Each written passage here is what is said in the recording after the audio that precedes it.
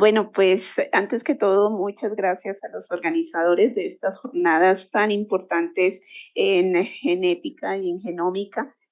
Entiendo que es la tercera versión y eso es muy agradable para quienes trabajamos en estas enfermedades, darnos cuenta que cada vez hay una mayor interés en llegar al diagnóstico y al seguimiento de estas enfermedades.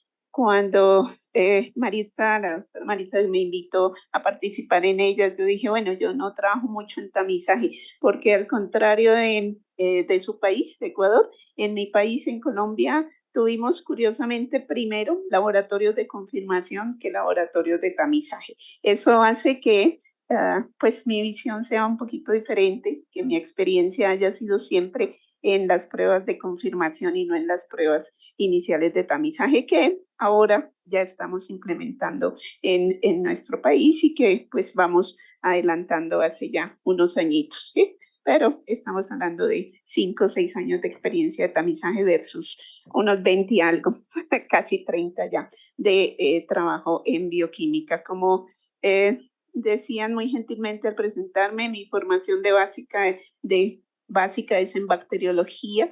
Eso equivale a un título de bioquímica en el Ecuador, creo, es el profesional, somos los profesionales que nos encargamos de los análisis de laboratorio, básicamente.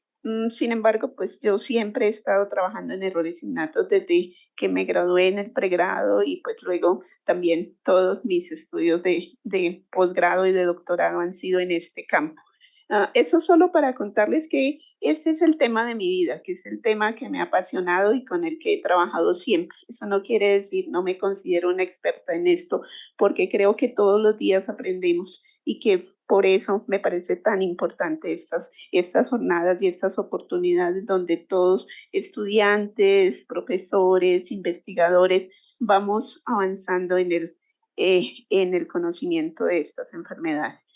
No tengo ningún conflicto de intereses para esta charla y mi charla empieza cuando hay un resultado de tamizaje positivo, porque cuando se presenta un resultado de tamizaje positivo, de lo que estarán hablando en estos días y lo que van a ver a profundidad, es que cuando se recibe un tamizaje positivo, todo el mundo queda como en el filo de la navaja. El profesional que lo recibe se enfrenta a, tengo una prueba positiva y ahora qué debo hacer y ahora qué va a pasar con ese paciente o con ese niño, porque por ahora es solamente un niño, hasta que no lo confirmemos no será un paciente.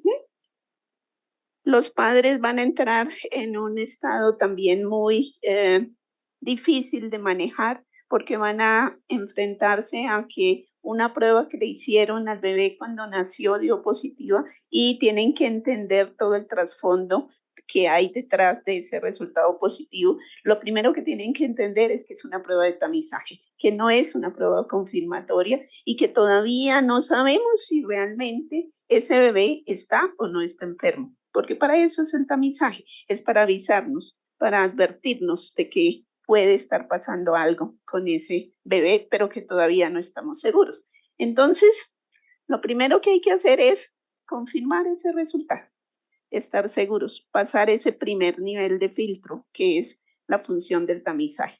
Y viene la pregunta, ¿cómo lo confirmamos?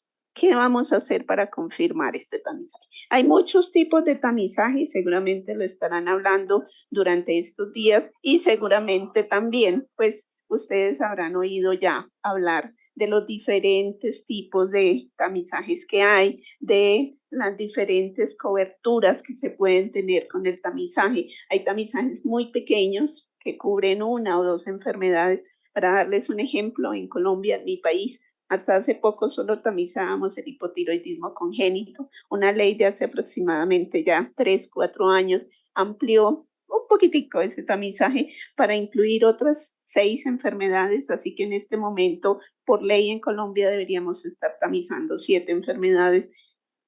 Estamos un poco retrasados, muchos años retrasados, incluso frente a países como Ecuador, que yo sé que tiene un programa de tamizaje ya un poco más antiguo y que cubre varias enfermedades y desde luego frente a los países desarrollados donde se llegan a tamizar hasta 70 enfermedades en una sola prueba. Entonces, lo primero es ver qué tipo de tamizaje tenemos, de qué enfermedades estamos hablando, de qué grupo de errores innatos del metabolismo estamos hablando y cómo se va a confirmar.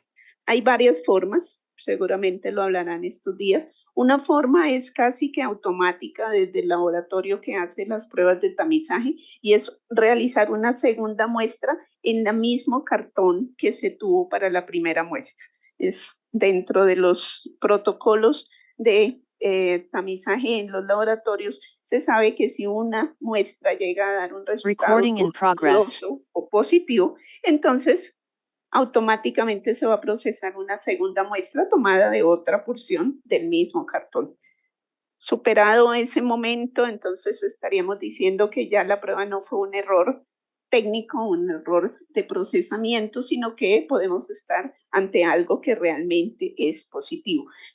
La mayoría de los programas de tamizaje, y depende también de cómo está institucionalizado el programa, dicen que se tomará una segunda muestra en papel, es decir, se hará un rellamado a ese bebé, a esa familia, y se le tomará una segunda muestra igual a la que se tomó en el momento del tamizaje. Esto es una segunda muestra de papel. Algunos estados de Estados Unidos y algunos países en Europa evitan esa segunda muestra, pero otros la incluyen, porque finalmente se está haciendo de nuevo la misma prueba. Es como tratar de validar ese primer resultado con un segundo resultado.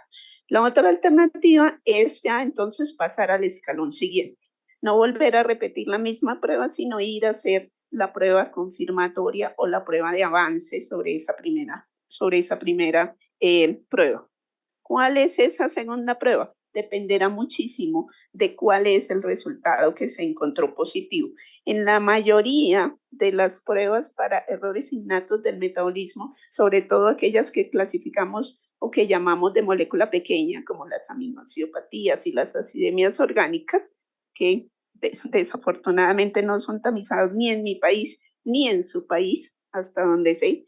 Todavía no hay tamizaje para acidemias orgánicas en casi ningún país de Latinoamérica, pero dentro de las aminoacidopatías sí está por lo general la fenilcetonuria incluida en los programas de tamizaje, y en ese caso lo que haremos es cambiar simplemente el fluido o el tejido que se analizó. En la primera prueba vamos a tener sangre seca sobre papel de filtro y en la prueba confirmatoria entonces vamos a hacer igual la determinación de fenilalanina, pero esta vez en suero o en plasma. Básicamente en plasma mediante una medición cuantitativa que suele estar acompañada también de tirosina por la característica bioquímica de la enfermedad, pero va a depender de lo que queremos hacer o de la prueba que queremos confirmar. Lo mismo sucede con la biotinidasa o con la galactosemia, que de acuerdo a lo que se haya medido en la primera prueba vamos a determinar qué hacer en la segunda. Y entonces nos vemos enfrentados a esto que ya en la literatura cada vez más encontramos o denominamos la odisea de diagnosticar un error innato del metabolismo. La odisea de diagnosticar un error innato del metabolismo se presenta porque, como su nombre lo indica, estas enfermedades son desórdenes metabólicos y son desórdenes metabólicos en un solo paso de todo el metabolismo humano. Aquí les traje un mapa del metabolismo humano que ya es bastante viejito. Este mapa ya tiene más de 10 años. ¿Pero por qué lo uso? Lo uso porque creo que es el último mapa del metabolismo donde logramos ver algo. ¿A qué me refiero con logramos ver algo? Logramos ver todavía los ciclos principales, como el ciclo de Krebs o el ciclo de los ácidos tricarboxílicos, el ciclo de la urea, y alcanzamos a ver por lo menos por bloques lo que es en grande el metabolismo de lípidos, carbohidratos y demás. El mapa real, el mapa que se ha podido diseñar hoy, realmente quizá algunos de ustedes lo han visto en sus clases y demás, es un cuadrado exactamente igual a este, pero lleno de puntos, lleno absolutamente de puntos que uno no puede descifrar. Entonces, para el ejemplo que quería comentarles hoy, pues me parece que no aplicaba. La odisea del diagnóstico es llegar a ese punto que se dañó, sabemos que los desórdenes metabólicos son alteraciones de un paso, de una proteína que controla un paso bioquímico. Cuando no tenemos tamizaje, es como si nos paráramos frente a este mapa y quisiéramos, con todas las pruebas diagnósticas, llegar a este punto posible que se dañó. La gran ventaja del tamizaje es que ya nos va a limitar todo esto a solamente un bloquecito de lo que puede estar dañado. Se llama tamizaje porque todavía no nos dice exactamente dónde y cómo está alterado el metabolismo, pero sí ya nos va a limitar, nos va a quitar todo este ruido de fondo y nos va a dejar aquí en un metabolismo concreto. En este caso he demarcado aquí, yo sé que ustedes no lo pueden ver, es prácticamente imposible leerlo acá, pero para el ejemplo utilicé el metabolismo de los aminoácidos. Y dentro del metabolismo de los aminoácidos, entonces, de acuerdo a la prueba que estamos usando, pues entonces ya diremos que estamos en este metabolismo. Entonces ya pasamos de esta maraña grandota a un metabolismo más limitado. Utilizo aquí el camino metabólico de la fenilalanina y la tirosina, solo a ejemplo de que esta prueba de tamizaje ya nos dejó en este metabolismo. Entonces la odisea de diagnosticar un desorden acá se nos pasa de este mapa grande a este camino mucho más manejable. La tarea del laboratorio de confirmación será establecer exactamente cuál fue el punto que se alteró y cuáles son sus consecuencias. Y para eso, entonces vamos a tener que soportarnos en algunos pilares. Vamos a tener que tener una base para poder establecer ese diagnóstico. Las bases principales para mí están primero en la presentación clínica.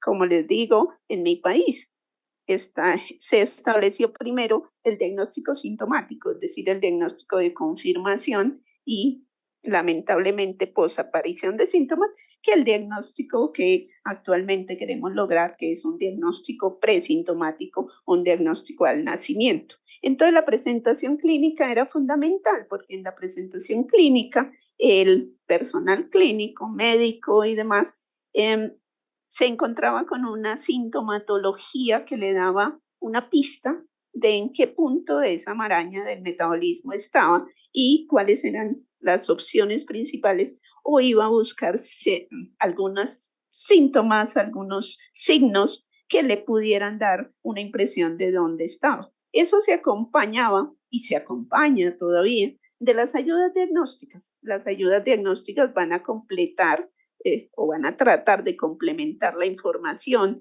que el clínico ha tenido para tratar de ir construyendo el piso de lo que sería ese objetivo final que es el diagnóstico.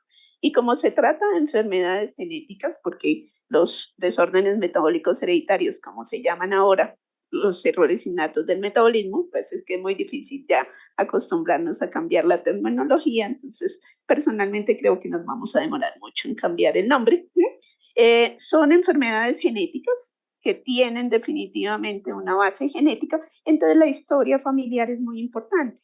Si reunimos esa historia familiar y buscamos la posibilidad, o busca el clínico encargado de la evaluación del paciente, busca la aparición, por ejemplo, la ocurrencia de abortos repetidos en la familia o la presentación de casos de enfermedad similar a la enfermedad que está presentando el paciente, o la ocurrencia de lazos de consanguinidad en la familia, pues le va a permitir un poco construir esa base o poner esa base para que podamos llegar al diagnóstico. Tengo acá un problema, no me avanza la diapositiva.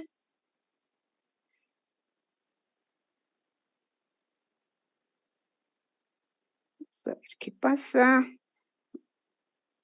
Listo, que había otras peticiones pendientes. Entonces, pues como vieron en mi presentación, estoy dedicada básicamente al laboratorio del diagnóstico, así que eso es lo que les voy a comentar yo, esa es la charla. Entonces vamos a pensar en ayudas diagnósticas. Cuando pensamos en ayudas diagnósticas para confirmar un desorden metabólico hereditario, tenemos que pensar que no solamente es el laboratorio. Hablar de ayudas diagnósticas es hablar de un panorama grande de opciones y de posibilidades. Primero que todo, el laboratorio general el laboratorio general es muy importante en este grupo de enfermedades porque nos va a dar muchas pistas de entrada, le va a proporcionar al clínico y al equipo de salud encargado de hacer el diagnóstico una entrada o una pista de qué es lo que puede estar pasando en el paciente. Hay algunas enfermedades metabólicas que se pueden diagnosticar con laboratorios generales. Sin, no necesitamos grandes infraestructuras, no necesitamos pruebas costosas ni personal tremendamente entrenado para realizar estas pruebas.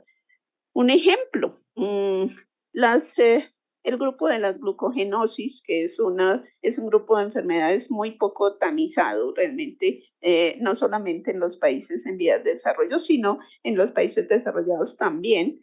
Quizá el ejemplo más cercano o que de pronto a ustedes les puede sonar familiar es la glucogenosis tipo 1, la enfermedad de Bonquier.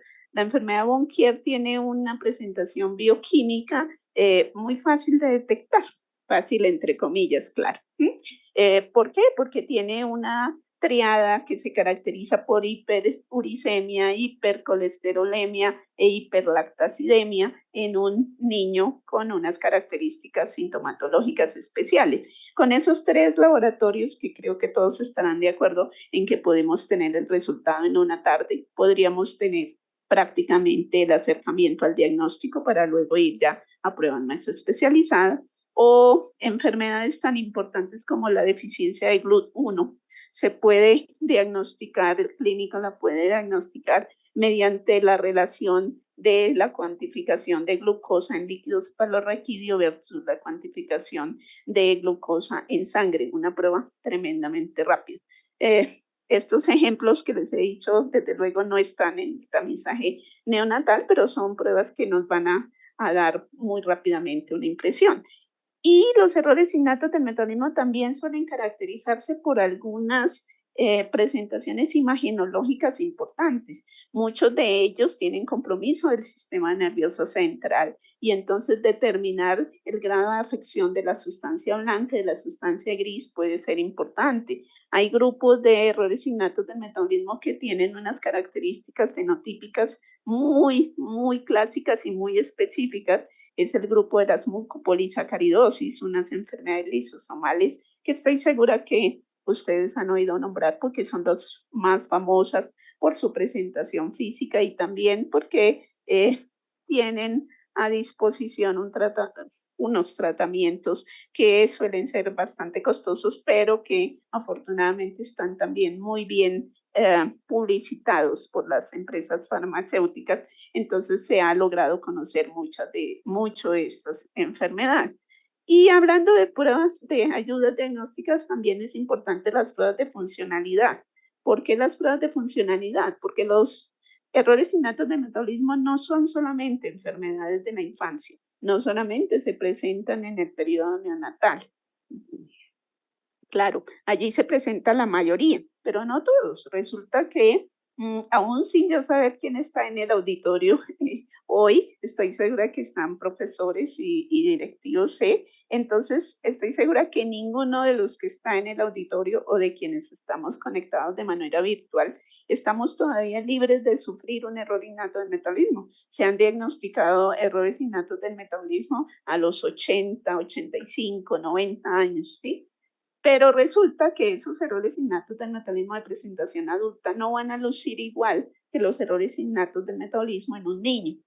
Un ejemplo, una acidemia orgánica que se presenta en un bebé o en un infante temprano va a presentarse con un cuadro típico de intoxicación, mientras que una acidemia orgánica en un adulto se va a presentar como una enfermedad psicológica o psiquiátrica.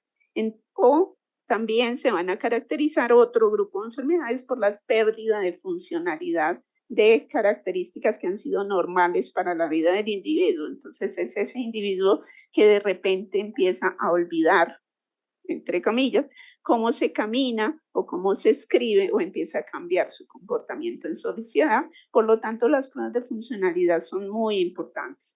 De hecho, muchas de las pruebas de funcionalidad ahora están siendo utilizadas para hacer el seguimiento de las terapias que se empiezan a utilizar en los pacientes. Cuando de pronto, si ustedes han escuchado cómo se sigue la terapia de reemplazo enzimático para las mucopolisacaridosis, sabrán que se hace una prueba que se llama la prueba de marcha de 6 minutos. ¿Qué se hace en esa prueba? Simplemente se deja que el paciente camine 6 minutos y a lo largo que va recibiendo la terapia se ha visto que el paciente va mejorando la longitud de su caminata en el tiempo. Entonces, esto solo para mostrar que las pruebas de funcionalidad son muy importantes y que dentro de las ayudas diagnósticas, pues hay una gran parte de cosas que se pueden hacer. Y desde luego, el laboratorio especializado. El laboratorio especializado es el encargado de dar la pauta más grande para que se logre el diagnóstico integral del paciente. Siempre, creo que ya me han escuchado varias veces, para que decir que el grupo de diagnóstico, que el grupo de manejo. ¿Por qué? Porque los errores innatos del metabolismo deben ser manejados, diagnosticados, identificados por grupos multidisciplinarios de trabajo. Los errores innatos del metabolismo no son enfermedades de una sola profesión o de un solo ángulo de la medicina. Cuando uno ve las clínicas de errores innatos del metabolismo de los países desarrollados que tienen una amplia experiencia en esto, va a encontrar que desde el tamizaje, desde que un tamizaje es positivo,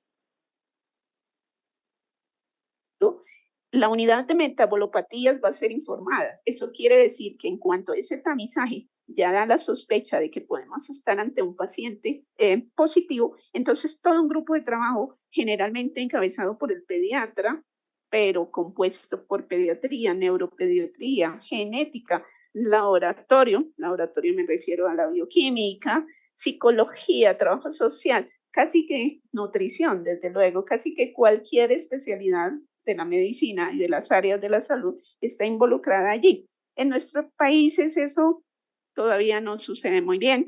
En mi país ya hay algunos principios de organizar estas clínicas, estos centros integrales de diagnóstico y tratamiento, pero pues la idea es que en esto hay que trabajar juntos y por eso tan importante estas jornadas. Y el laboratorio especializado es una de esas piecitas de todo ese engranaje. ¿Qué es lo que hace el laboratorio especializado?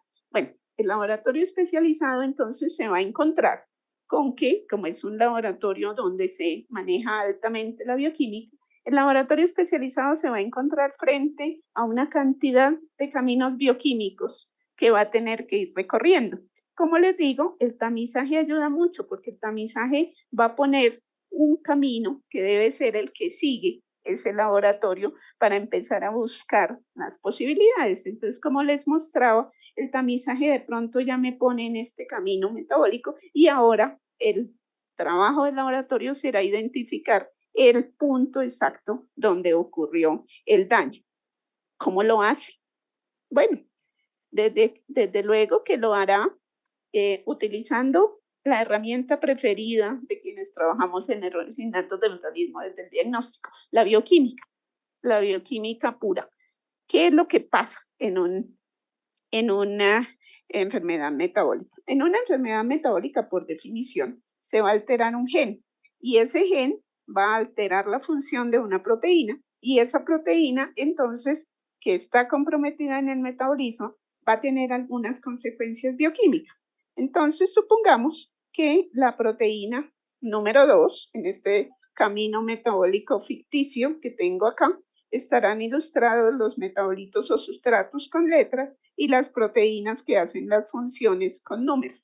Entonces, imaginemos que la proteína número 2 sufrió una alteración porque el gen que codificaba para ella sufrió una variante génica patológica, entonces el camino metabólico se va a bloquear aquí. ¿Qué va a pasar?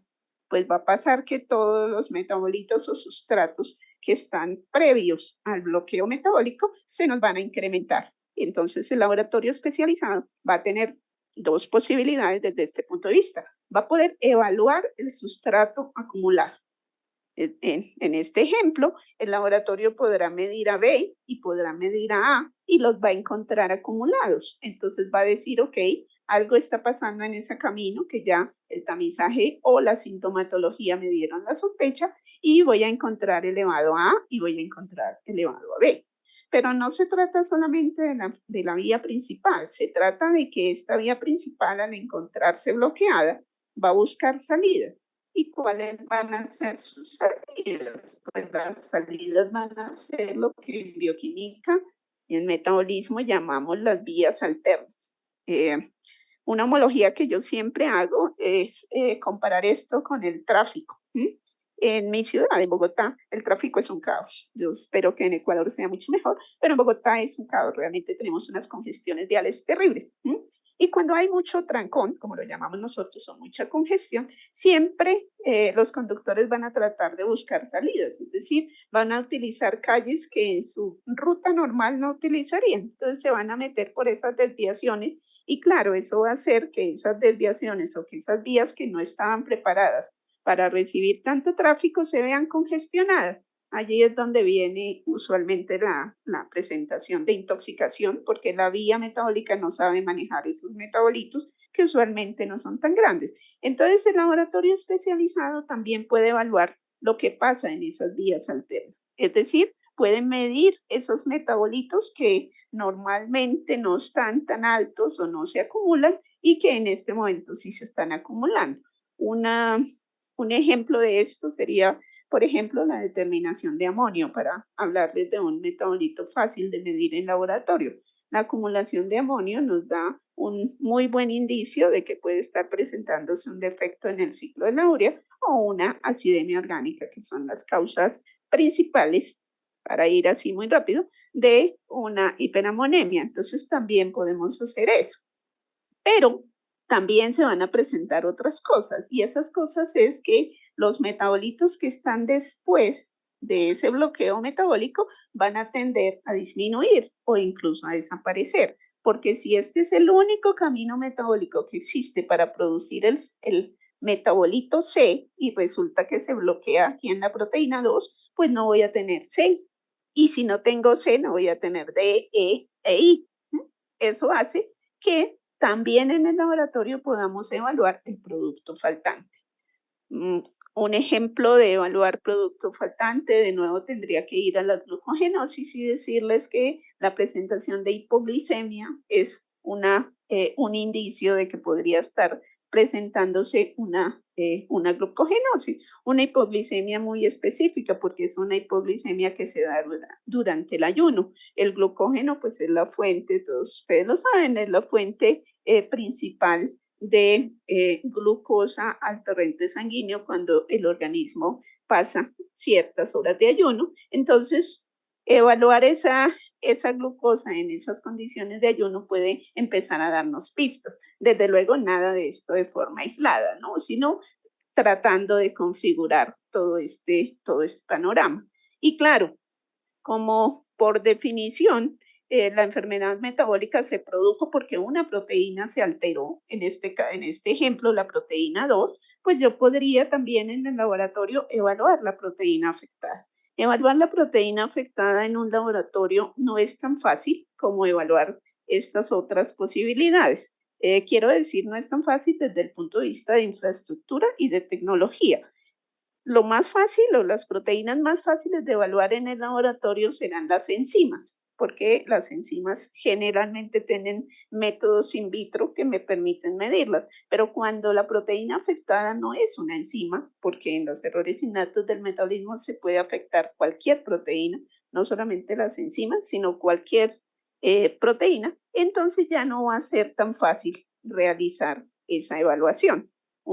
Para poder realizar la evaluación de una proteína en laboratorio se necesitan técnicas que no sea enzima, se necesitan técnicas estilo Western blot, que tienen que ser diseñadas de una manera pues muy específica y muy puntual.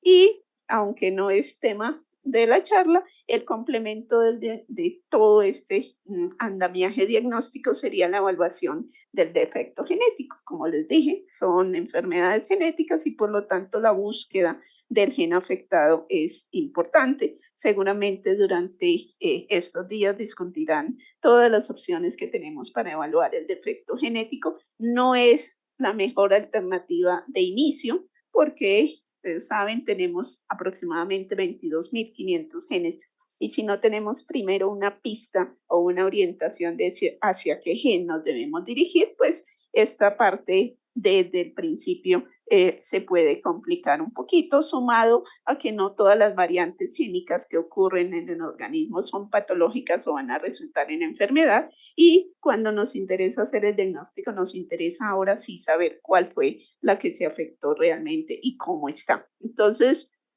en grande, este serían todas las opciones que tiene un laboratorio especializado. De forma ideal, deberíamos hacer las 5, pero eso solamente de forma ideal.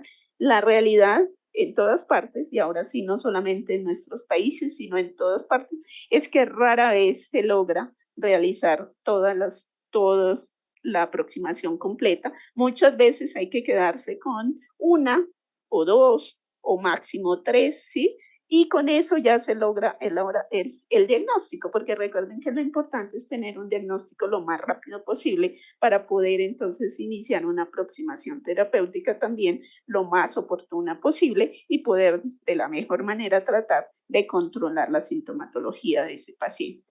Desde el punto de vista tecnológico, ¿qué se necesita? Desde el punto de vista tecnológico, a veces cuando uno habla con los estudiantes de primeros semestres y eso, y les dice, ¿cómo imagina usted que es un laboratorio de diagnóstico de errores innatos, de confirmación? Le dicen, no, eso debe ser un laboratorio de altísima tecnología y de altísima complejidad. Sí y no. Realmente lo que hay detrás de un laboratorio de confirmación son técnicas que son muy comunes, son técnicas como las técnicas de cromatografía y de electroforesis, son técnicas fundamentales que todos hemos visto, creo, en nuestra formación básica, porque todos en algún momento hemos hecho un laboratorio de esos de cromatografía donde se separaban cositas, ¿sí? Se separaban colores o se separaban moléculas sencillas, o hemos aprendido que la electroforesis colocando una carga de a diferentes niveles puede hacer que una molécula que esté cargada se separe de otra que esté menos cargada, ¿sí? Y técnicas de colorimetría, de fluorescencia, de radiometría para ponerle números son las que suelen ser la parte cuantitativa, las que nos suelen decir si realmente ese sustrato está acumulado o no, versus una población que generalmente debemos hacer. ¿Qué contiene un laboratorio de confirmación el día de hoy? ¿Cómo luce un laboratorio de confirmación de errores innatos? Desde luego tiene equipos básicos, ¿no? Tiene que tener todo el equipamiento básico del laboratorio. Entonces vamos a encontrar centrífugas, vamos a encontrar balanzas, vamos a encontrar todo el equipamiento de vidriería y de consumibles del laboratorio. Y va a tener, en mi opinión, como mínimo 2 cromatógrafos, un cromatógrafo líquido y usualmente un cromatógrafo de gas. ¿Por qué? Porque los cromatógrafos líquidos son los que nos permiten hacer la confirmación de la mayoría de los errores innatos de molécula pequeña. A ustedes les sonará de pronto familiar una cromatografía líquida de alta resolución, conocida por su sigla de HPLC. Esa es, por ejemplo, la cromatografía que nos va a permitir confirmar la fenilcetonuria o las hiperfenilalaniniemias, porque nos va a dar el valor exacto de la fenilalanina y de la tirosina y nos va a decir cómo podemos clasificar al paciente. Entonces, en los programas de tamizaje se sabe que se toma una vez que la muestra de tamizaje de la muestra en sangre seca de talón va a dar un resultado dudoso de fenilalanina, va a pasar directamente a que se le haga una cromatografía líquida en plasma para determinar el valor y de allí irá directamente al tratamiento para que se establezca la dieta de rigor. Y el cromatógrafo de gases hace lo mismo, pero para las acidemias orgánicas. Como les dije, hasta donde sé, en Latinoamérica hay muy pocos programas de tamizaje que incluyan el tamizaje de acidemias orgánicas. Si no estoy mal, me disculpan si hay otro país, pero hasta donde sé, básicamente Costa Rica y creo que hay algunas pruebas en Uruguay contemplan algunas acidemias orgánicas. Cuando la prueba de acidemia orgánica sale positiva en el papel de filtro, entonces se pasará a hacer una cromatografía de gas acoplada a espectrometría de masas y entonces allí se determinará cuál es el ácido orgánico, esa vía secundaria de las cuales yo les hablaba y así tendremos el nombre de la acidemia orgánica para que esta pueda ser tratada. El espectrómetro de masas es un equipo, digamos que aquí está más o menos en orden de complejidad.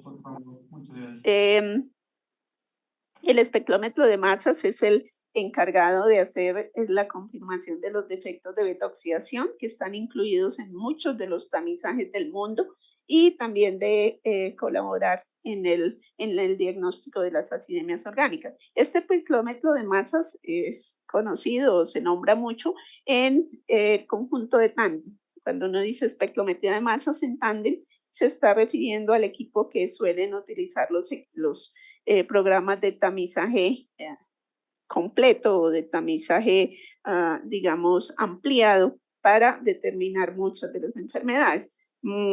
En Colombia no utilizamos el tamizaje para espectrometría de masas, estamos utilizando otro tipo de técnicas y hasta donde creo Ecuador tampoco utiliza el espectrómetro de masas, pero será una de los pasos hacia donde tienen que evolucionar todos los tamizajes, seguramente lo discutirán estos días.